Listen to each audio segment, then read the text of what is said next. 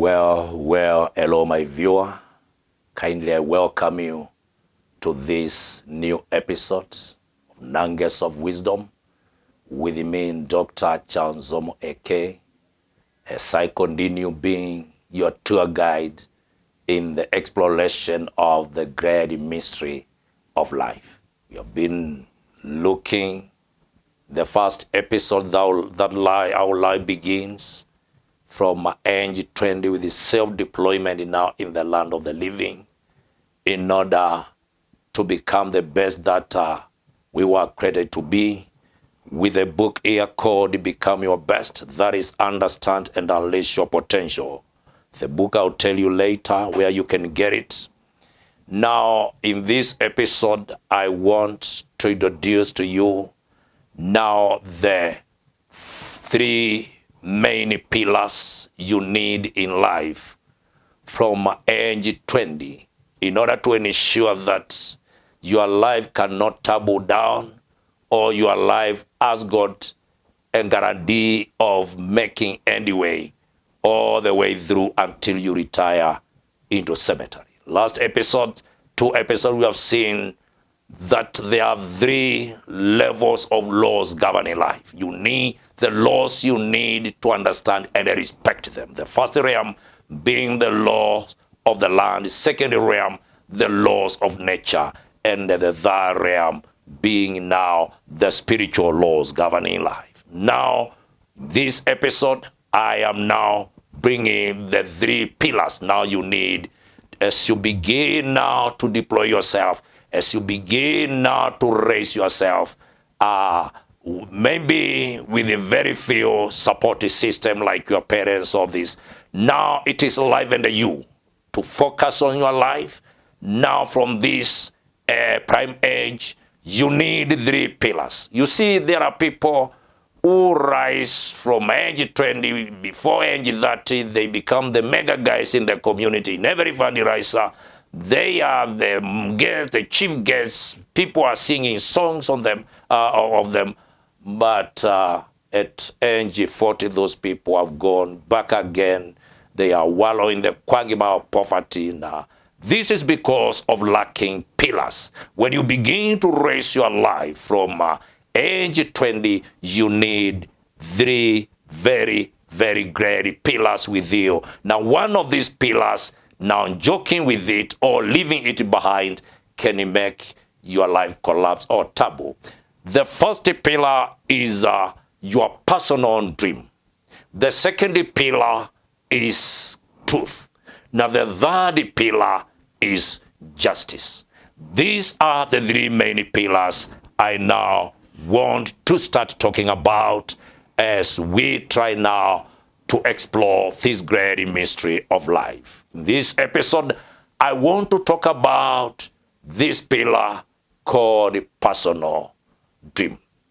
This is a pillar I've talked a lot in the book Become Your Best, because I talked about 3 keys that you need.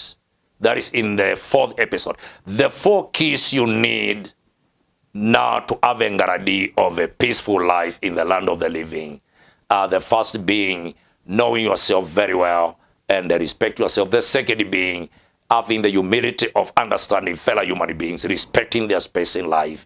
Now the 4th one being understanding that we are governed by rule of law, and you choose to respect the rule of law. Now the 4th one, understanding that God do exist, and choosing to be a God-fearing human being. Now, in the first key of understanding yourself or knowing yourself very well and respect yourself, this concept of knowing yourself, that is where now there comes the principle of our personal talents and our personal gifting.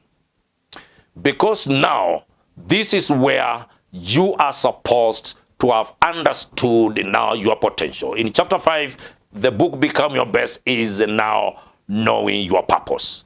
If you don't know what on earth you are here for, you might end up living somebody else's life, or you end up already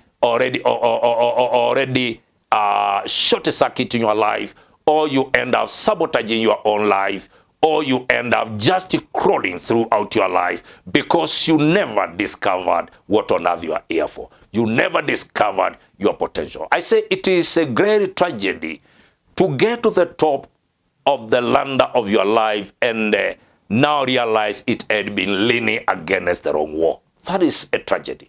It is very good now at this level, age 20, to have discovered your talents, to have discovered your area of gifting, and to have now a personal dream. In my book, Become Your Best, I have quoted some people who talked about a dream. One of them being the late Dr. Miles Monroe. He said, the poorest man in this world is not a man who has no money, but a man who has no dream. Another one is Fluffy Whedon. He said, even if your dream falls down and gets shattered 1,000 pieces, don't hesitate to pick one piece and you dream again. That is what is called power of a dream. And you need to have a dream from age 20 if you are yearning to release your full potential and to become your best. Personally, still in Become Your Best, I have said, a life of an empty person is like a skydiver's jump. There might be thrills for a moment, but without paracutes, they hit the ground very hard. There is what is called power of a dream, and we need our dreams in order to be on board. A life of somebody without a dream is just like skydiver's jump without parachutes. What they show are thrills. Even if you are employed, you get a salary of 100,000 or 500,000. So long as you don't have a dream, what we will see in a matter of months and a year are what we call thrills. You go take a loan, purchase a vehicle of millions, you are doing this and that. It is just a show off. And that is a life of an empty person, a show off. But it's somebody who has a dream. When an opportunity opens, that person still is building his dream. Even if that opportunity gets closed some few years later, that person cannot regret. But a life of an empty person, when the opportunity gets closed at least 3 years, you find that person has gone again to square one because what he had were thrills. He has purchased a vehicle which he cannot even fuel. Now that is what we call now thrills, and that's a life of an empty person. Somebody with a dream is not much concerned about what people are thinking, what people are saying, because a dream is personal. This is personal drive, and this is personal focus. And this is where now we need to be very careful on how now we are choosing to live. You see, the system that is now we are exiting from in the Republic of Kenya, the 844, many people now finish secondary school level between age 17 to age 20 there. Many, because you find some joining primary school at age 6 or after 7 at age 7, and taking now the 8 years of 844, we get to around 15 when they are joining secondary. So we expect them to be leaving secondary. Those who are good learners who don't rewind in class around 18, 19 there. You see they are now leaving secondary. Now, as we focus now the tertiary level of education, this is where your dream is required. When you choose a wrong career, getting straight end does not mean you are a lawyer. You might be actually born to be a medical doctor. And if you choose the wrong career based on your performance, now you will never enjoy life because you live your life outside the framework of your talent and the gift. And this is where now you see yourself being frustrated in career. You don't enjoy what you do for a living. You are just getting money. You are just surviving. It is very important at age 20 to have understood ourselves very well in terms of our dreams. Actually, I tell people from age 20, people place themselves into categories. Apart from those who find a lot of wealth if they cannot finish, born by well-mannered parents. Now, the rest, we divide ourselves into categories. Those who will be waking up to chase money and those who will wake up to be chased by money. Two categories. That may sound a bit entrenching, but that is the reality. I say life is very practical. We'll never be synonymous with the fantasies. Those who escape reality into a world of fantasies and succeed in dodging facts in life, they don't succeed in dodging failure. You have seen the few episodes. We need money in order to live. When you listen to what I tackle, laws of nature, you have to be able to feed your family and this and that. We need money in order to live. But money accrues to something called service. You cannot live by handout. You cannot. If you are waiting for your brother to come from Nairobi and they come and give you something, handout, he will only give you 200 shillings. And the 200 shillings cannot take your wife to a salon, cannot pay kindergarten fees. You cannot live by handout. You cannot. And if he's going to give you 500 shillings, Kenya shillings and above, he's going to show some benches you have to repair somewhere. Money is exchanged with the service. What have you done to get money that can support your life? Another thing, I have talked about in this book, 5 fallacies that characterize our view of work. Another fallacy is called welfare system. You cannot live by welfare system. The government is in Kenya has some aids, uwezo kwa wamama, you see, uwezo kwa vijana, uwezo kwa walemavu. You cannot live by welfare. When you get any kind of money, whether 30K or 50K, in such a welfare system, it is to kickstart you now to do what you came to do. If you don't do anything with something with that money, you are going to finish it within 1 or 2 months. So you cannot live by welfare. And it might take even 5 years before you get another kind of welfare support like that. So you cannot live by welfare. That is a fallacy. You need what you can do for a living. And this is now where you need to work within the framework of your talent and your gifting. Now, those people, when it comes to money, those people who wake up to go to work outside the parameters of their talent, those people don't produce sterling results. So whatever they produce does not stand out, because these people are not outstanding in what they are doing. It simply means these people did not identify what best they can do for a living, because it is not only about working.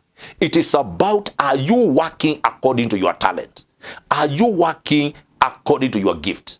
When you are working according to your talent, your product will stand out.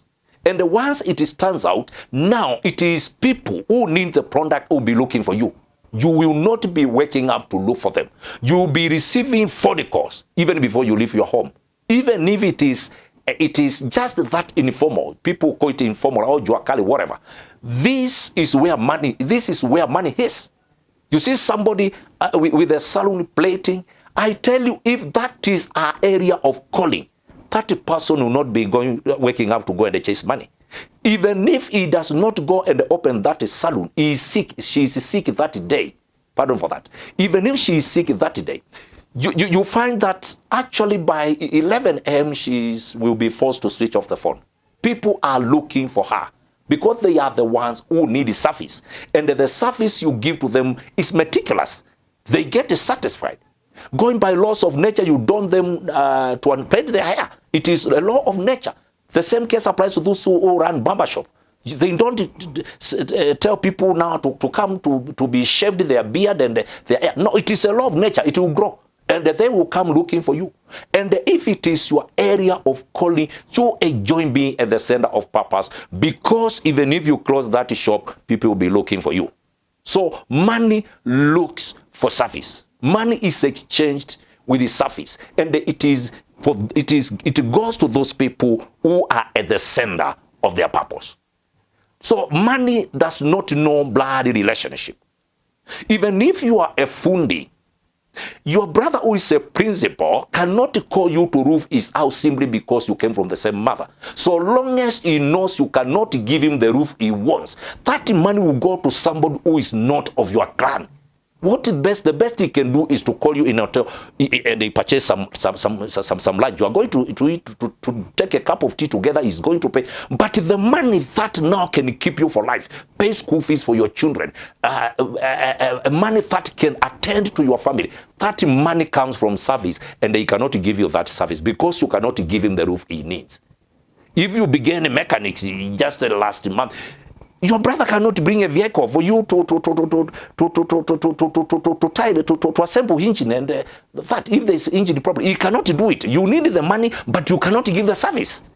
You are in the same job, but already you don't have experience. You are not going to produce the resource he needs. So money has got nothing. It's not a respect or bloody relationship. You have a saloon, your aunt has come, she needs to be plated, but so long as you cannot plate her the way she wants, you purchase a cup of tea, you take together, she say you are a very good niece, I love you, but she will take the money, which now can help you, to another lady who has a saloon and who can play her the way now she wants. Money is not a respect of relationships. And this is where, as human beings, we must identify what the best we can do for a living. We did not come to do everything. Even those who are multi-talented, you cannot multitask in life. If you multitask, at least you will never excel the best. I call them people who live like a jungler, trying to keep too many balls in the air at the same time. You must identify what gives you satisfaction most and avoid multitasking. Because now once you focus on that line, people will start looking for you. Then when people are looking for you, it is money now chasing you. It is money chasing you. It is very frustrating to wake up in the morning to go and look for money, and even in the evening you have not even gotten a single coin. So this has got nothing to do with intellectualism. So many graduates are waking up to go and look for money, and they are going home in the evening with none. This is about what you can do. It is not about that credential that is speaking about your ability. It is about what best you can do. I remember a few years ago, it was in the news how people were being interviewed to go to Qatar. I saw one guy who was very happy for having passed an interview because he can slaughter chicken. He passed because of slaughtering chicken. Because people in Qatar, what they need is to eat chicken. They don't need a pepper code degree. That pepper is not a food. It is what they needed experience. What can you do? And that is what landed some of them to Qatar. Because it is about now service. Money accrues to service. Money accrues to talent. And this is where is my humble submission from age 20 to so finish secondary school, and they have not conceived any dream. They have not identified their talents. Already they begin to deploy themselves in the land of the living, just to roam around, just to sleepwalk through life, just to live for what may come, and that is a tragedy. You cannot live by whatever may come. You must identify what you are wired up for, what best you can do for a living. And this now, at the end of the day, because philosophers say the best judge of everything is time. It doesn't matter where your talent is placed. If your work is tailoring and you understood it very well, it doesn't matter where you are placed. If you are placed in a town at Mulolongo, whether you are placed at a town called Wote, whether you are placed at Mombasa or Shimba Hills, it is a matter of time. Nobody knows you, but as you begin to do what you know best how, now it is tailoring, making clothes. With the time, 2 months, 3 times, you see people begin to say, hey, there is a fundi there across. Hey, that fundi has no combe. And now you start becoming a name. And come 6 months, you see people coming to you, not because there were no fundis around, but because you are outstanding and your work stands out. Yes. They will begin looking for you. And in less than 2 years, you will have to add another single machine. You will have to add another machine and then add some foodies. So talent, it doesn't matter where it is placed. It is people who need the service, and that they will begin looking for you. I just get shocked by so many fallacies we have, especially in Africa, and especially even with our politicians when they are trying to earn political mileage, telling people we are going to create jobs and all this and that. And yet people who are paid by the government in Kenya, who get now government's pay, they are less than 5%. I remember the figures when President Uhuru Kenyatta was addressing the nation, given the teacher strike, and the reason he could not actually give that money. He gave the fingers. The people who actually carry the government's money, and the percentage, less than 5%. 95% of the citizens of Kenya, the government does not know what they eat and what they live for. They don't get anything from the government. And this is actually where you need to understand that some of these fallacies people are buying are just confusing them. And you find that they cannot actually identify what best they can do and they go for it. Many people in informal sector, they don't take it seriously. And actually money is in informal sector. It is not the government with the money. My friend, let me tell you, it is not the government with the money. Even that smartphone of yours will require to be attended to. And the third person who enters to repair phones, it being a calling, actually that person does not look for people's phones to repair. They look for him. And you don't go to such a person in a hurry, asking him, after how long do you think I'm going? He will be very honest. He'll tell you, maybe you may not even get your phone today. He will be very honest. He cannot lie.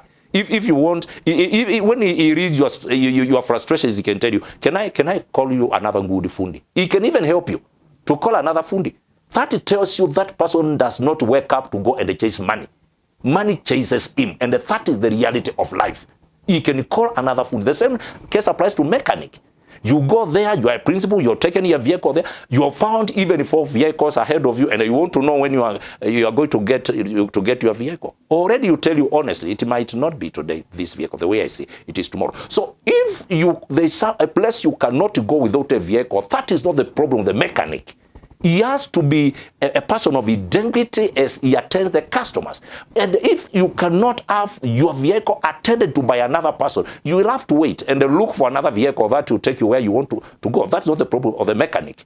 You are the one who is looking for him. He does not look for money. Money looks for him. And this is where from age 20, if you don't identify what best you can do for a living, you are missing one very great pillar for life. You are missing one great pillar for life. Because you need money in order to live. Ecclesiastes chapter 10 verse 19. Money answers all things. Ecclesiastes chapter 7 verse 12. Money is in defense. Proverbs chapter 22 verse 7. The lender ruleth the borrower, and he who borrows is a slave to the lender. You see, if you don't want the lender to reign over you or to rule over you, now live debt-free life. And this is the wisdom we get from the Holy Scriptures. Money answers all things. You need the money to educate your children. You need the money to eat. You need the money to add some few pieces of land. You need the money. And now money now comes given the service you give to people. Money does not fall like rain. Now the justifiable ways of getting money is to identify what best you can do for a living. And once you identify it, you make sure now you go for it. You don't despise yourself. You don't buy the idea of people being very proud because maybe it's a teacher or maybe it's a lawyer. Whatever you do for a living, be at the center of purpose. When the 30 television of that lawyer is going to be blown by electricity, he cannot watch his citizen. He will take it to a fundi. Who can repair that thing? That fundi is the professor in that field. Now that is where now, if people know already when that so-and-so gets your TV, if it does not function, there is no fundi who can repair it. Such a person does not wake up to go to look for money. Money looks for him, because going by laws of nature, things, blowout things require repair. Your hair grows, it needs to be cut.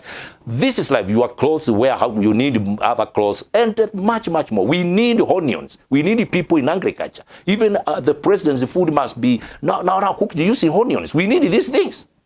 And it is about identify your area of calling. Now, those people who identify their area of calling, let me tell you for free, they don't look for money. And they don't serve for money. No. They serve for personal satisfaction and fulfillment. And that is why those people don't have time to argue. If it's a fundi of painting the house, you will give him the quality of the paint and the quantity he has asked for. And you pay him the money he has requested for. So if you think you can fool him trying to tell him, oh, this kind of paint is expensive, or this kind of paint, you have asked too much for it, or so and so is also a fundi and he painted my house, another house with the 5,000. Why are you asking for 10,000? My friend, it is said, if you cannot afford them, you don't deserve them. Even before you begin, you start your bargain, you see his phone ringing. He's being called at Dhika. There's another building there is needed. Because that person does not look for money. It is money that looks for him. Yes, it does not look. And if you cannot afford them, you don't deserve them. Stop telling a saloon lady that you were plated somewhere with 1,000. Why are you asking 15,000? If you cannot afford them, you don't deserve them. We rise according to our performance. And that is a fact of life. Once you identify your area of calling, definitely people will look for you, money will be looking for you, and that is a fact. But if you go and start a salon because maybe your husband has put you that a salon, you have got nothing to do, I tell you, you will be waking up to go and look for money.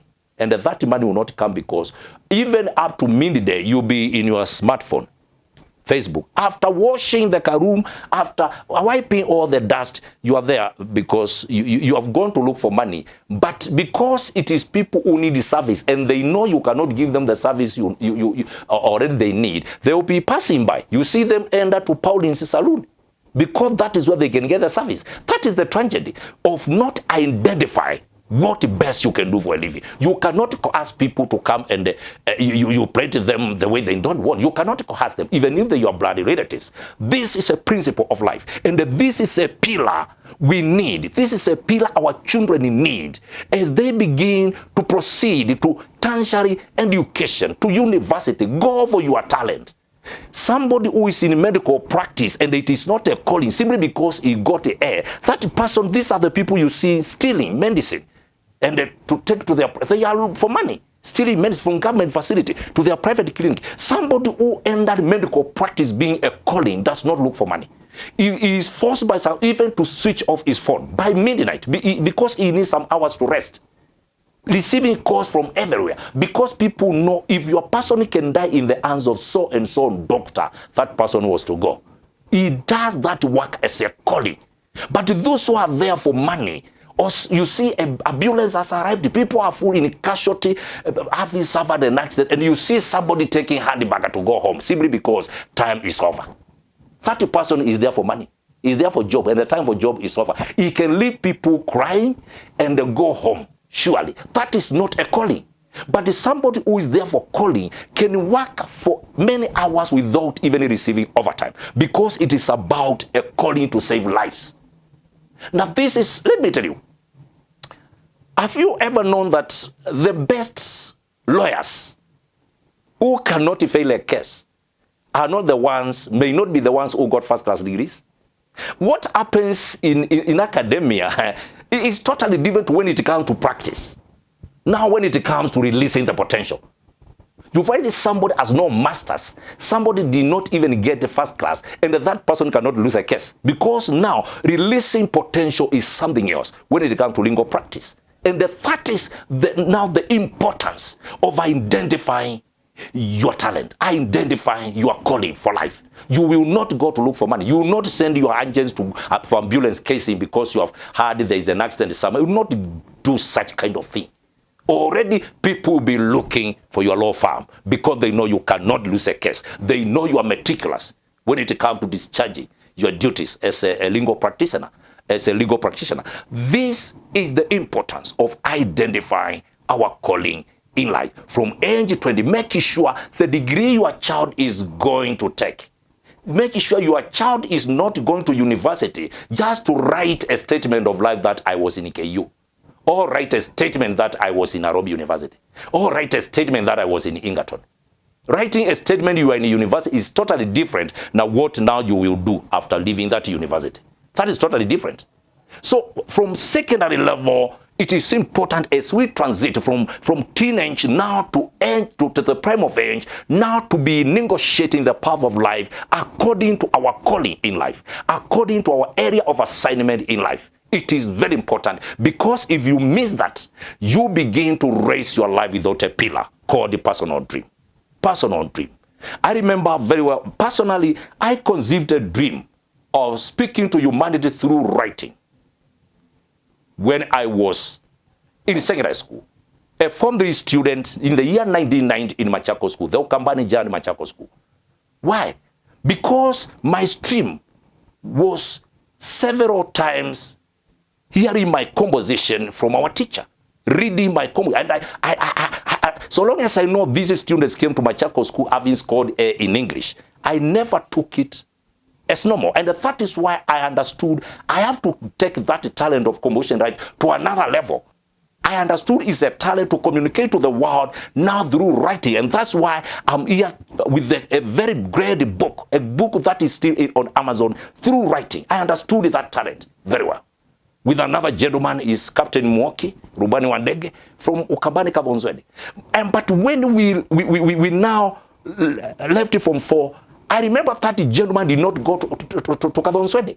He rented the house near Machako, a place called Mavivi. I saw the house, already separated himself, and he began to write. Now, despite being a captain, that gentleman has written storybooks over 40. And besides being a gospel minister, I have giant books because I conceived a dream of speaking to humanity through writing. This is what I'm calling a pillar for life, a personal dream. What the best can you do for life? While I was waiting for results, already my books were being done typewriting at a place called Kakusu Secondary School. That school was very famous and valuable. That is where my books were being done typewriting while I was waiting for Form 4 results. Because in 1990, when I received that dream, I wrote to the then Heinemann publishers, who changed their name to East African Educational Publishers. Heinemann, they replied my letter and they gave me guidelines on how to prepare a manuscript for assessment and for publishing. I did that while I was a Form 3 student. When later on, with the templates and the one novel being typeset, being typewritten, when I got born again, that is after now entering the 20s, and later on I received a call now to forfeit a coveted academic career. I remember I wrote to Ifago Publishing House, and actually they gave me their direction, and I visited them around Lysambo on Committee Road. I visited them. We are told where there is will, there is way. I visited them, and the one white man, a very big white man, he gave me 3 pages on how to write a good Christian book, because I changed immediately from secular literature. I understood now as a preacher, I need to communicate through Christian literature. This is what I've been talking about, what is called now information. Information is power, and you don't assume anything. You have to go to the bottom of something. All this is because I had a dream. I will write. And I was not writing for money. I have been writing for fulfillment. When I get reports on now my book Become Your Best is transforming people, how a book Born a Star but is transforming people, how my book Prayer Triumph is such a giant book on prayer. When I'm getting these reports, it is not about money. I feel fulfilled and I feel satisfied. And a great fallacy that actually we are still buying, so many of us, is the issue of politicians lying to the populace that they are going to raise GDP. This book, I received certificate of copyright of this book in the year 2016. That is almost a decade now. And the chapter 7 of this book, the master key to release potential, which is work, I stated clearly that the government has no machinery to raise GDP. It is the populace who raises GDP. But because people want to hand political mileage when they are producing their manifestos, you said, we are going to raise this GDP. Actually, in this book, I stated very clearly, the government contributes to around, especially in Kenya, around 23% of the GDP. So how can you raise GDP? And I stated the role of the government in GDP to ensure that there is security, because actually production is not done by the president. Production is not done by the cabinet secretary. Production is done by the citizen. And that is why I talked about issues to do with the security. You cannot go to open your shop when bullets are flying outside your shop. You cannot. And the government has got that work to ensure that actually there is security. We don't pay policemen. They pay for them. Look at the places where they are infested by bandits. Even children leaving school, escaping for their life. Now, this is a work of the government. Look, while you are injured, while you are attending to a vehicle, a mechanic, at least there should be health care where you can rush and be treated in a government facility. You don't pay those working there. The government pays. That's the work of the government. The other thing is setting good policies. Because you cannot set poor policies and you expect people to work under suffocating an environment and do production. You are just insulting their diligence. There must be good policies. That is the work of the government. And the other thing which I stated here very clearly almost a decade ago is something called moderate taxation. It is written here. Moderate taxation. You cannot overtax citizens, then you say you will raise GDP. That is now insulting diligence of the citizens or taking them for a fool. Or insulting them psychologically. It is like you are taking them, they never went to school. How can you raise GDP when you are already evicting players from the field? They are the ones with the business. And the ones who have taxed them, they get suffocated in the business. They are going to quit because there is no government that can legislate labor. I stated here, there is no government that can legislate labor. GDP is raised by citizens out of something called personal goodwill. When I plant my own cabbages and I don't top dress, I don't weed out, and there is no policeman who can come with a warrant of arrest to arrest me for not attending to my cabbage. There is no legislation to legislate people to do work. If I don't open my shop for 2 months because I'm getting losses, I've not committed a crime. I've not committed any crime against the state. So there's what is called the citizens' goodwill. It is citizens' goodwill that makes them now go and do the production. So 77% of the GDP is the work of the citizens. And I stated in this book that the backbone of any nation in the world is broken if the citizens are not willing to work hard and work smart. So it is the citizens who actually raise the GDP. So there is what is called labor. And when it comes to labor, labor is not the same as job. Labor is the same as work, but it is not the same as a job. So many people are looking for job, are not ready to work. And there's nothing frustrating than having somebody who has reported in a job from morning to evening, but that person is not working. When you are talking about the GDP, it's about the production. It's about working. It's not about having people in a job. People are sleeping in job. People are incompetent, even in job. You might be in a job, you are working, but you are doing shoulder work. This still affects production. So this is where I'm talking about the pillar of understanding our talents, understanding our gifts, so that when it comes to labor, when it comes to working, actually we are working for satisfaction. We are working for fulfillment. And already the government gives us an environment that is enabling. So now when you see people, I've talked about something called a thief, and I've discussed a thief a lot in this book. Who is a thief? So many people run after thief to do some mob justice. All those people, if they are told, excuse me, just hold on. and you ask them 1, 2, 3 questions, you realize that they are thieves. A thief is everybody who takes advantage of somebody's work. They are not working, but they want to eat. They are not producing anything, and they are above 20 years. They are not doing any work. There is no life without labor. In 2 Thessalonians chapter 3, verse 10, Paul was very clear. If you don't work, you should not eat. Going by laws of nature, you must eat. But to eat, you must work. So it is good from age 20 to be also focused on what we will do for a living.